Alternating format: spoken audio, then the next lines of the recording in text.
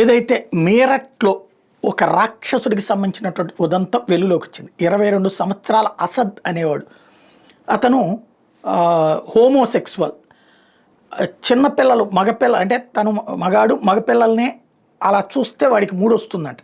తాజాగా 2 పిల్లలు అని అట్లాగా సెక్స్ చేయడానికి ప్రయత్నిస్తే వాళ్ళు వ్యతిరేకించారు. దాంతో వాళ్ళని చంపి అక్కడ పాతిపెట్టాడు. పోలీసులు అతన్ని అరెస్ట్ చేశారు.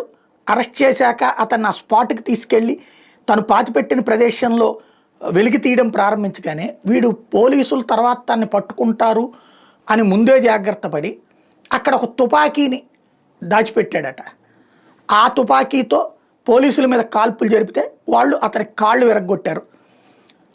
ఇది దాంతో అతను ఏం చెప్తున్నాడు, ఇంకోటి తన కన్ఫెషన్ స్టేట్మెంట్తో పిల్లల్ని చూడటంతోనే తన కోరిక పెరిగేదంటూ చెప్పుకొచ్చాడు. అయితే ఇందులో అతని బంధువులు ఏం చెప్తారు, ఆ తుపాకీ అక్కడేం లేదు, వీళ్ళే పెట్టారు, పోలీసులు పెట్టి ఆ విధంగా అతన్ని కాల్చారు.